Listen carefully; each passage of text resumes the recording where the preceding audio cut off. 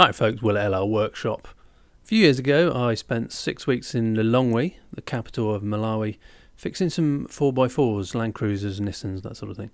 And I thought I'd make a video to pass on some of my knowledge that may be particularly useful for overlanders, because overlanders tend to pass through Lilongwe as Malawi is situated on one of the routes you can take between southern Africa and East Africa, and who wouldn't want to see the gorgeous Lake Malawi? This video is in two halves. The first half I point out a few things on a map that I've made and shared. The second half is some dashcam footage of me running some errands around Lilongwe with an inset map so you can get a feel for the place and get your bearings. It's not a great deal to do in Lilongwe as a tourist. That's not to play it down, but that's generally people don't stay there for very long. So if you are here just to restock and repair or relax, then these tips might help you hit the ground running. So, right then, this is the map. The link is in the description. This information is a few years old now, but it's probably still relevant. If it's not, then leave a comment below and I will update the map. So here is Malawi and here is Lilongwe. Lilongwe, very close to Zambia. Good access to South Lilongwe National Park, which is over here. Just nip across the border here. Blantyre is the main, even though Lilongwe is the capital, Blantyre is the main commercial hub, and then between there and the north, Mzuzu in the north, Lilongwe is the biggest other town around, basically. Lilongwe is about 1,000 meters. You can see that this is a big line of hills here. It drops off as you head down towards the lake. So Lilongwe is about 1,000 meters. I was there in July and August, and it was beautiful temperatures in the day, 27, 26 kind of degrees in the day, and in the evenings if you're going to sit out you'd need at least a jumper and some trousers on and maybe even a coat. So this is Lilongwe. It's quite a sprawling place. It comes right the way out and the airport's up here in the north. It's basically 3 routes in and out of Lilongwe, or maybe 4. You've got north, west, south and east.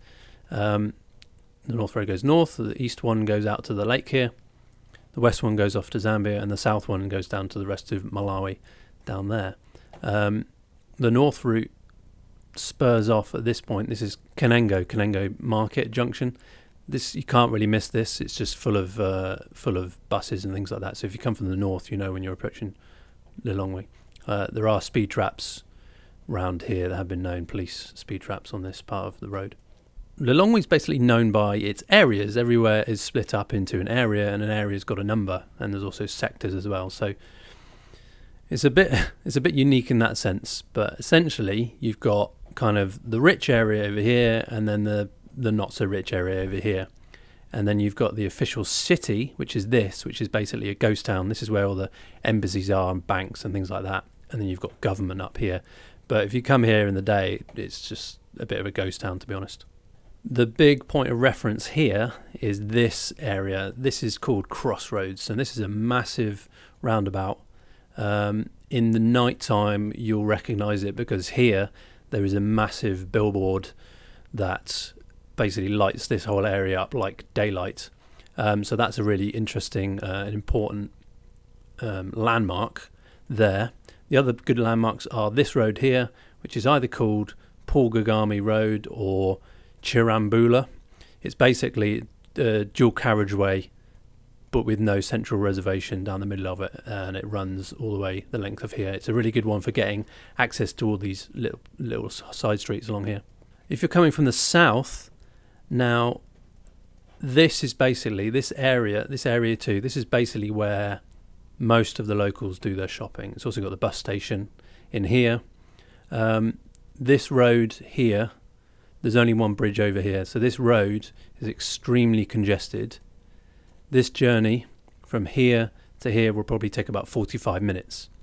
Now this is a relatively recent bypass. When I was there, this road existed, but it wasn't on Google Maps, but it is now. You can see it here.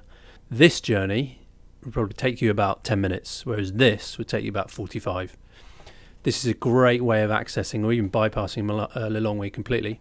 You can come up here and then scoot in, and that's a really good way to get access. And to move around the outside. Sometimes it's quicker to come out and go around like that. One other good geographical feature is the stadium. You'll pretty much see it all along this road. You'll see it as you come in. So that's a good navigational point there. I'm not going to go through all the pins on this map, but essentially I've broken it down by supermarkets, which are the yellow dots.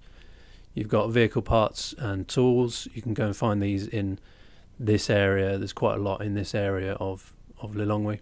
You've got food, eating out, which are the green dots, and then purple is other amenities, things the way you might want to change money, that kind of stuff.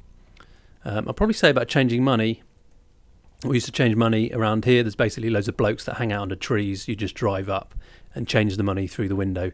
It seems a bit dodgy at the time, but it's perfectly safe, to be honest. There's lots of security guards roam around here.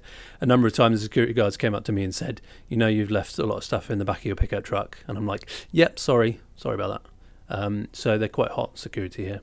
But this is basically like the middle class Westerner hub. You'll get the tourist market along here. Actually, Andrew St Pierre White was here a few years ago, and he went along this bit, and he was very disappointed with Lilongwe.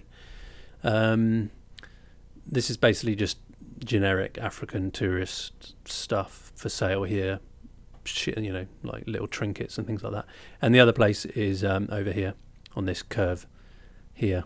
The rest of it is just kind of like an operating, just a normal operating town, really. So as I said, this map is in the link below. If you have any other things you think should be added to this that would be useful for overlanders, people that are only staying for a couple of days and are self-sufficient otherwise in terms of their travel, then leave a comment below and I'll try and update the map. What follows now is a morning's journey I did around Lilongwe on some errands. I came in on the Area 3 road, which is where I started the footage.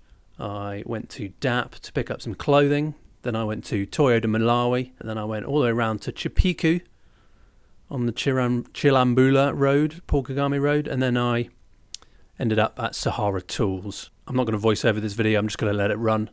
Thanks for watching, bye for now.